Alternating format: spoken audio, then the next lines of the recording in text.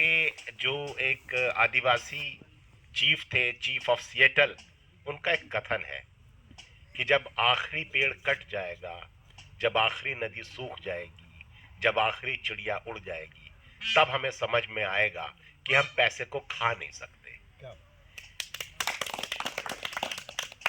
हम कहते हैं कि हमारा प्रकृति से संबंध है, ये स्टेटमेंट गलत है। प्रकृति, ये पेड़ खड़ा है तो हम खड़े हैं, जैसे ही पेड़ गिरेगा हम भी गिर जाएंगे। हम तभी तक जिंदा हैं जब तक पेड़ जिंदा है। तो हम प्रकृति से, हमारा संबंध नहीं है, हम ही प्रकृति हैं। हमें लगता है कि प्रकृति अलग है, हम अलग हैं, हम अलग नहीं हैं। और प्रकृति में कई बार ऐसा होता है कि कुछ प्रजातियां अचानक गायब हो जाती हैं और पता चलता है कि उनके गायब होने में उनका संबंध दूसरी चीजों से था। जैसे मैं एक उदाहरण देता हूं। एक बार जिम कॉर्बेट पार्क में एक चिड़िया गायब हो गई, तो खोज की गई कि ये चिड़िया कैसे गायब हो गई।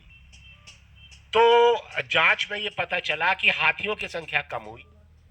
हाथियों के लीद में एक कीड़ा पैदा होता था, उस कीड़े को वो चिड़िया खाती थी और वो चिड़िया जिंदा रहती थी।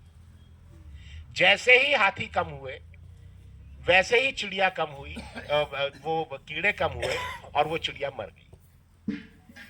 एक और उदाहरण है कि एक बार ये जांच की गई कि अब इस इलाके के समुद्र में झींगा मछली कम हो रही है, तो उन्होंने सोचा कि शायद ये जो शार्क मछलियां हैं ये झींगे को खाती हैं, तो अगर हम शार्क का तेजी से शिकार करें तो झींगा मछली की आबादी बढ़ जाएगी। तो तेजी से शार्क मछलियों का शिकार किया गया और जब करीब करीब वहां से गायब हो गई शार्क, तो उन्होंने देखा कि झींगा मछली भी गायब हो गई।